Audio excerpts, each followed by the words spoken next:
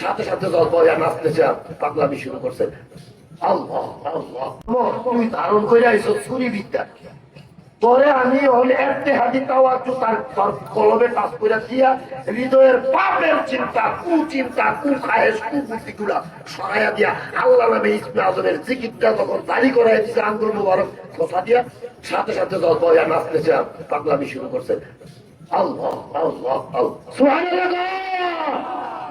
এইবার যা, তুই যতগুলা কাপড় আমার খরচ, এরপরে রেশমি রুমাল গুলা ডাল হয়েছে চারটির ভিতরে, আমি আমার খাতে দিয়ে কালকে বাজারে বিক্রি করে তোর বউ বাচ্চার কাছে পাঠাইয়া দিব।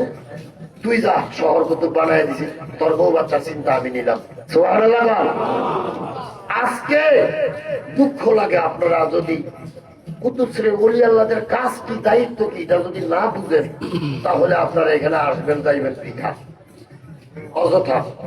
আমাদের আসলে আমাদেরকে তারা দেন রুহানি ভাবে দেন, জাহেরে দেন, বাতেনে দেন, সব ভাবেই দেন।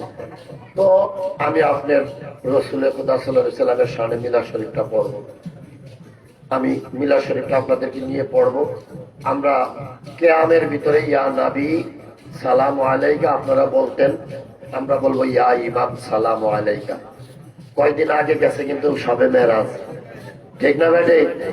আরে সবাই বলে এই তো কয়দিন আগে গেছে, ওই 3 তারিখে আইব, 15 দিন, 16-17 দিন।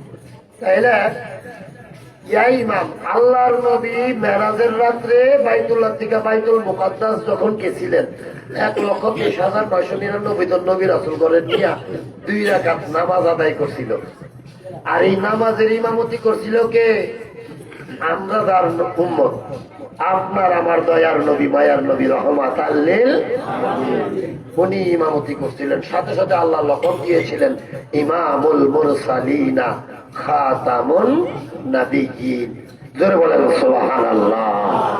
সমস্ত নবী রাসূলগণের লিডার কে? রহমাতাল লিল আলামিন, সমগ্র আলমের রহমত তিনি।